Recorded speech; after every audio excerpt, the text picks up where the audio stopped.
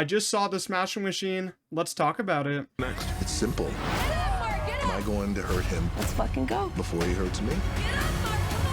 Is The Rock finally back in a real movie? And after watching this one, I gotta say yes. I enjoyed this one immensely, and I enjoyed Dwayne's performance in this one so much. You're probably wondering, what do you mean by real movie? Well, if you look at Dwayne Johnson's acting career, it's always been up and down with how good and how bad the movies have been. But the last 3 to 4 years, his movies have been really bad. Let's just put that lightly. Moana 2 wasn't as good as the first one. I thought it was immensely worse. Red 1, I hated that movie. I'm never going to watch that again. Red Notice, another movie that just wasn't good. Black Adam, I don't know what happened with that. He kind of destroyed DC and made them restart again, which is kind of funny. But I gotta say, this is his best role and best movie for me personally since Pain and Gain. I think I might be forgetting some other ones in there. I mean, the Jumanji movies are pretty good for me, but those aren't his movies solely. I mean, Pain and Gain is also not really his, but it's a trio compared to a four-person movie. But yeah, I gotta say, I enjoyed The Smashing Machine a lot more than I thought I would, because when I saw the trailer, I wasn't really feeling it. I was like, am I really gonna believe that The Rock is finally back in a serious dramatic role? I don't know. And the trailers didn't do too much for me because I didn't really care about Mark Kerr, Mark Coleman. I didn't really know who they were. Now, after seeing the movie, I think they're really wonderful athletes. They did a lot for their sport that they were in, kind of like wrestling, UFC, martial arts, all that boxing. It's really cool to see this movie, really cool to see that sport kind of begin. And, you know, talking more about Dwayne Johnson in this performance, it's stellar in my eyes. I thought that he brought the toughness to the role and the emotion in such a great way. We'll talk about it more in a minute, but I mean, I think he said he gained like 30 pounds of muscle. He's massive in this movie, and he kind of makes a huge transformation. When I saw that first trailer, I was like, no way that's Dwayne, bro. No way that's Dwayne. But I mean, it really is him, and he looks so great in this movie. I just loved how much work he put in this. His work ethic is so great in this movie, and I really hope that he gets an Oscar nomination for this, because he's been working for a long time, his acting career. I think like 20, 30 years, something like that. And you know, his movies before this, you know, we talked about how bad they are, but he's finally back in a good movie, and I think his role here is just so great.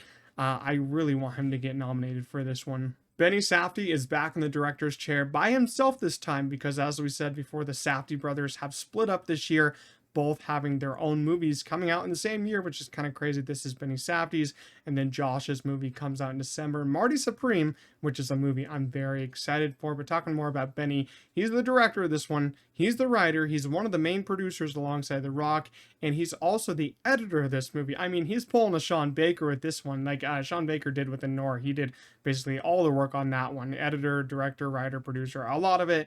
And, you know, he surprised me. I was a little bit worried about Benny Safdie because I'm not sure, you know, how much goes into the Safdie brothers when they're both working on a movie, which brother does what more, which brother does the other thing more. But I was impressed with his direction here. I don't think his direction is the best part of the movie.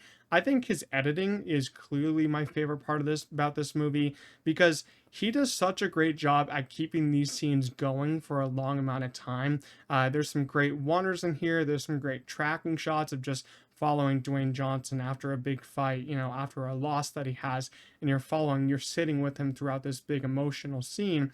And, you know, they don't really cut away. I love that. I don't like when movies cut away from these big emotional moments. I like to see the actor really go through that big emotional scene, go through that whole sequence, and I thought it was really well done. I thought Benny Safdie's editing work here was just terrific. The writing is also pretty good. I thought it could have been a little bit better during some fight sequences between some characters, but I really like getting in the head of Mark Kerr, seeing how he was feeling. I wanted to go a little bit deeper than we went, but I still really enjoyed Benny Safdie's work here. I think he did a terrific job. The song choices in the soundtrack and the score were also really well done. It was like kind of heavenly, some of the score in this movie. I really, really enjoyed it, and the songs were great. There's a montage sequence of Dwayne Johnson as character Mark Kerr kind of working out, training again after some rehab that he went through, and it's to the song of My Way. That was just such a great song choice. I'm going to talk a little bit about the fight sequences in this movie, and their fight sequences inside the ring and outside the ring. The ones inside the ring were pretty cool. I mean, I wish it got a little bit, more violence, but, I guess you don't really want to hurt people in this sport, not too badly. But still, I think they're filmed pretty well. And the fight sequences outside the scene with Emily Blunt and Dwayne Johnson's characters, really well done. I really enjoyed those, especially how I already said that Benny Safdie's editing kept the scene going. He didn't really cut away too much. He just kept it on the characters, and you really do feel the emotion throughout those sequences. I think those are some of my favorite. The acting in those sequences was really good. I thought that those sequences worked really well. We can talk about some of the other supporting characters in this movie. We had Emily Blunt playing Dawn Staples. This character was really unlikable. I mean, golly, I didn't think that she had really any redeeming qualities. I'm not sure if she was like that in real life or they just made her a little bit more villainous in this movie, but man, she was really hard on Mark Kerr, but I really enjoyed Emily Blunt in this movie. And Ryan Bader as Mark Coleman was a big surprise for me. I'm not really too familiar with him, but I thought he did a great job. And this movie comes in at around 2 hours. And some people might think that it's a little too long. It's pretty slow pace at times because it is a little melodramatic at times too. But when it does rile up, when you have those great song choices, I was really in the zone with this one. I really enjoyed its pacing. Overall, I really enjoyed the Smashing Machine, and I hope that Dwayne Johnson continues to get back into these movies that feel real, unlike the others that he's been making before this. I hope that he gets an Oscar nomination for this because he delivered on all fronts. Benny Safdie also did a wonderful job, and his editing was really on point. Emily Blunt also did great work at playing a very unlikable person, and lastly, the cinematography and song choices were both amazing.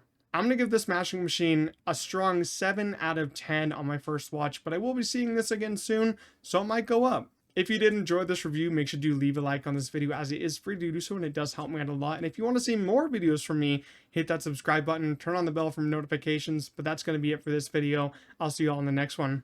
Peace out.